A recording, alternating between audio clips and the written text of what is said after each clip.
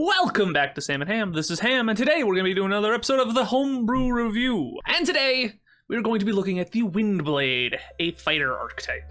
Definitely not inspired by Yasuo from League of Legends. I don't know what you guys are thinking.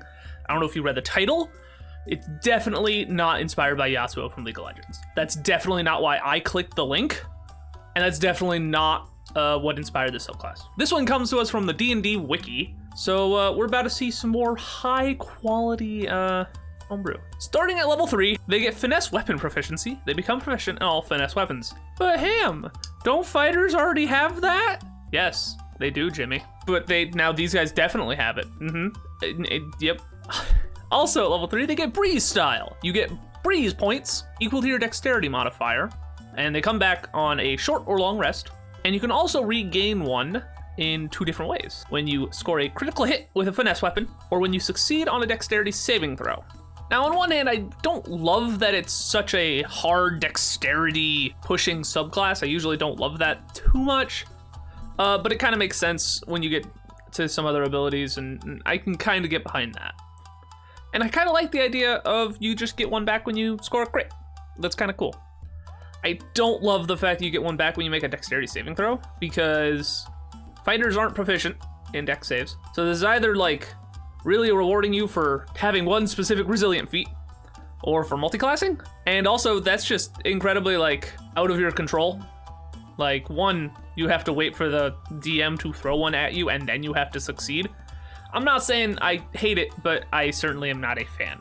But then we get to the meat of the subclass, right? Also at level 3, you get wind maneuvers, which you do with your breeze points. God, I love the name breeze points. So if they have a save, it's calculated on 8 plus your proficiency, plus your dex mod, right? Your first ability is Gaspless. As a bonus action, you can spend 1 breeze point to attack with a finesse weapon you're holding. That's pretty cool. Nothing wrong there, in my opinion. So already I'm just kind of feeling like this subclass is designed around you like attacking with a rapier. Because if it was more designed around dual wielding, this ability would be kind of worthless. The second ability you get is Unbound Winds, and it's 3 abilities in 1. So Unbound Winds, as the catch-all umbrella, says when you're making a melee attack, you can spend a breeze point to give the attack one of these 3 effects, and I'm going to read this verbatim so that nobody thinks I'm misreading it. Slicing Winds. This attack targets all creatures in a 15-foot cone are hit by this attack. A creature takes your melee attack damage plus 2d10 force damage on a failed save, or half as much on a successful one. The force damage from this increases by 2d10 for each breeze point spent. Gonna move on. Forceful Winds. Your attack has a range of 20 feet. On a successful attack, target must make a Constitution saving throw. On a failed save, a creature takes the damage of your melee attack plus 2d10 force damage and is pushed 10 feet away from you. On a successful save, the creature takes half as much damage and isn't pushed. The force damage increased by 2d10 per breeze point spent. Piercing Winds. Your attack has a range of 30 feet. On a successful attack, target must make a dexterity saving throw. The creature takes your melee attack damage plus 3d10 force damage on a failed save, or half as much on a successful save. The force damage is increased by 2d10 for each burst point spent. Burst point? You forgot your own name of point! Okay. So going over, we have to make some interpretations here, because as written, it doesn't really make a lot of sense, right? I'm assuming that Slicing Winds is like a 15-foot kind of cone, like Burning Hands, and I don't know what they mean by melee attack damage, so I assume you are doing a melee attack against each creature in that range, and then also 2d10 force damage, but it doesn't say what, it talks about it doesn't actually say there's a save for that one, does it? Nope. So I don't know if you make an attack roll against each creature there. A little confused. As Forceful Winds, why is it a Constitution save? Does your Constitution make you heavy so you can't get blown away by the wind? Piercing Wind's fine. Okay. Wispy Form. You learn to take the form of flowing wind for a few seconds, spend 1 breeze point, use your bonus action to dodge and move your speed. So I'm not positive if this is saying that you gain the benefits of the dodge action and move your speed, or just you get to move your speed so you could take the dash action as bonus action. Dash is bonus action for a breeze point? That's cool. Dodge and dash? That's busted. One or the other even would be fine, I think, but both is too much. You also get, this is all still at level 3 by the way, you also get Wind's Grace, When you take the move action, you may spend a breeze point and choose to give your move one of these effects. Hurricane Dash. Dash in a straight line at incredible speeds. Move your speed plus 15 in a line. Does not provoke attack of opportunity. Alternatively, spend 2 breeze points to do this as a bonus action. So I think this person must have came from Pathfinder, where a move action's more of a thing. I have to assume. So I'm assuming they're trying to say you can do this as a bonus action and then still have your normal movement, which is kind of cool. Basically like a straight line dash thing. That's all right. Admittedly, 5th edition doesn't have a whole lot of like interesting move actions. Like they got rid of the charge action from older editions, like where you had to charge in a straight line. So I think that's where this is gonna come from. And then the other one of Wind's Grace is Whirlwind Leap. Leap into the air and held in place for a few seconds. Jump up to 20 feet in the air and hover in place until the end of your next turn or until you decide to fall. You take no fall damage and this does not provoke attack of opportunity. Alternatively, spend 2 breeze points to do this as a bonus action. So this is definitely not based on Yasuo saying Hasaki and then ulting you. I definitely don't think so. Again, I assume this is them trying to say this takes the place of your movement, but I'm not sure. That's a lot of abilities for level 3, but let's move on and see what you get at higher levels. Level 7, Incoming Storm. Starting at 7th level, you can take the dash as a bonus action. After you dash, your first attack hits with advantage and crits on a 19. Yikes.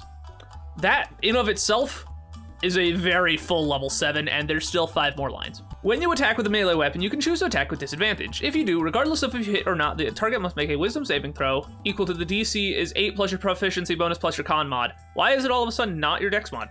I don't think there's a single class in 5th edition that has a separate DC for multiple things in the same kit. On a failed save, the creature is frightened until the start of your next turn. You can use this feature a number of times equal to your con mod, regaining expended uses back on a shorter one. That also would be a kind of cool ability. I don't know how that relates to a Windblade. Like the idea that, you know, as a fighter, you got a lot of attacks, so you can run in and at level 11, you know, try to frighten 3 dudes and also potentially still do damage if you roll at, you know, well enough.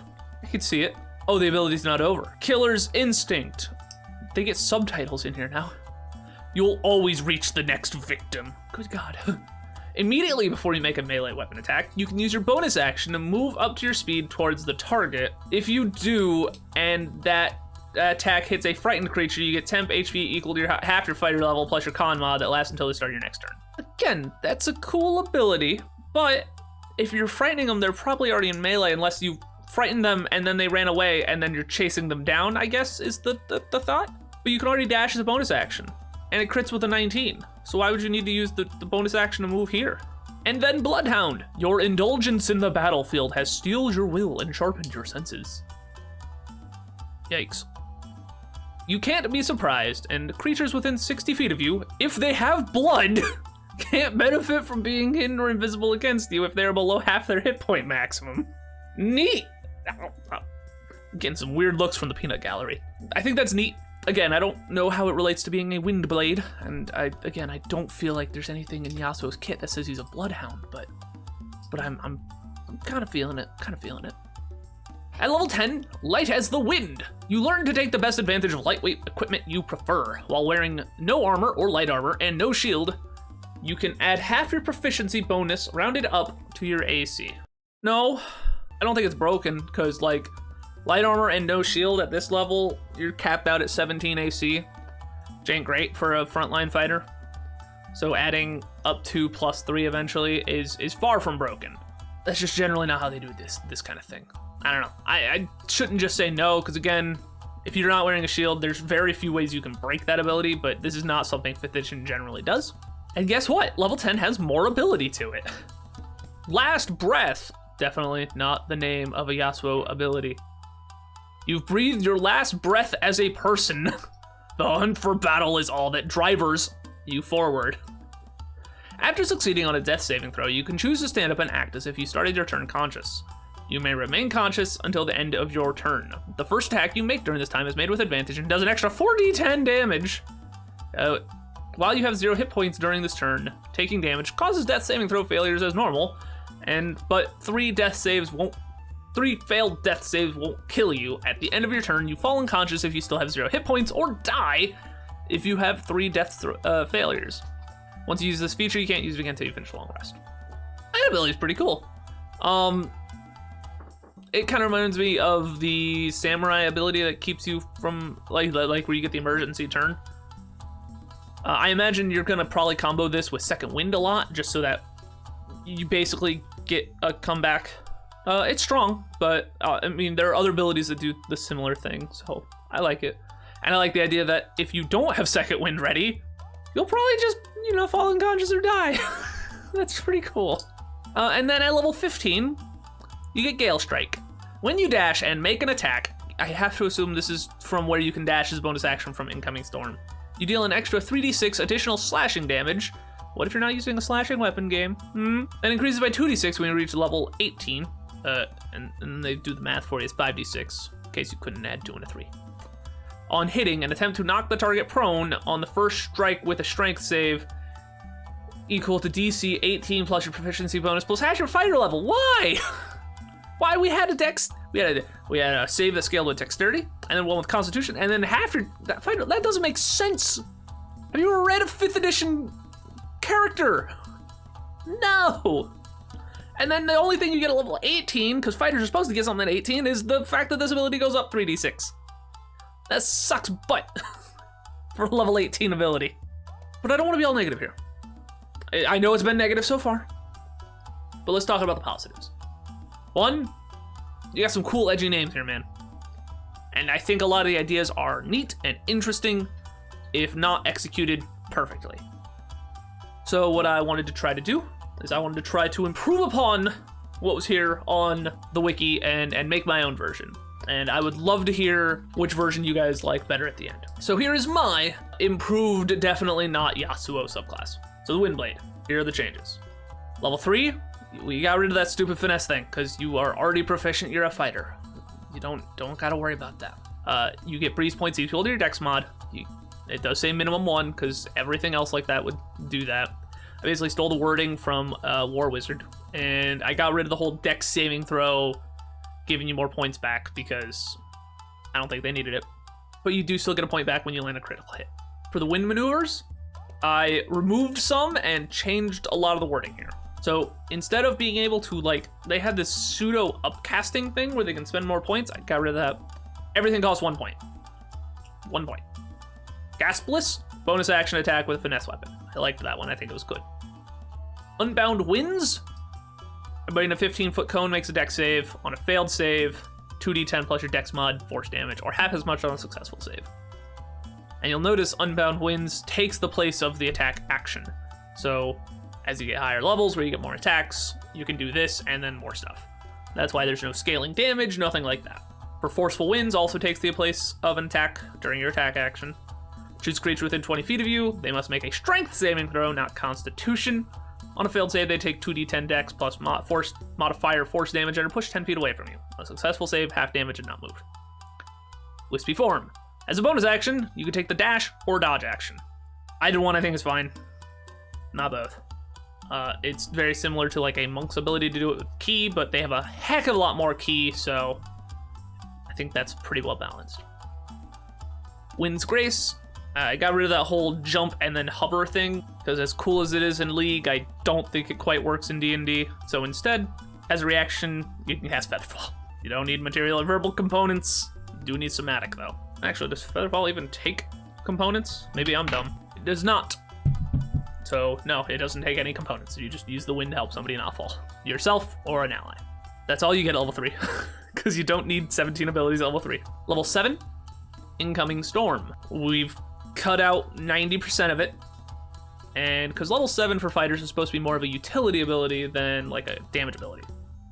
So this one, I just kept that Bloodhound thing, where if the creatures within 60 feet of you can't surprise you, or you can't be surprised at all, and creatures within 60 feet of you, if they have blood, can't be benefit from being hidden or invisible, and I gave them advantage on charisma checks against such creatures. Kind of like a, stand down or I'll cut you down where you stand kind of thing.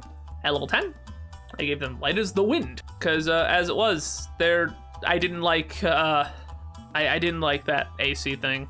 As much as I like the concept of somebody just holding a finesse weapon in one hand and nothing in the other hand, and I do kind of wish that fantasy was easier to reinforce, but it's quite difficult. Instead, I've just gone with something similar to what the samurai have. When you roll initiative, if you don't have any breeze points, you get 2 breeze points. This further reinforces that you're supposed to be doing those cool maneuvers. At level 15, I stole the name Gail Strike and cut everything else because I don't like their. I got rid of their like dash as a bonus action thing from before, so that wasn't even really a thing. But I did like their ability to knock stuff prone. Kind of works well with like the Yasuo knocking people up thing. So your Unbound Winds and Forceful Winds, if they fail their save, they're also knocked prone. So now your Unbound Winds, in addition to being a good AoE option, it's also a good crowd control option. And then lastly, at level 18, they get the Last Breath thing. I left that pretty much exactly how it was. So that is my take on the definitely not Yasuo Windman subclass. But did I do better than the wiki? That is for you to decide. I clearly think so, because I am biased. But make sure you let me know in the comments below. If there are any other things from the wiki you'd like to see reviewed and potentially improved, just let me know. But until next time, this is Ham, and I'll see you in the next one. Bye-bye.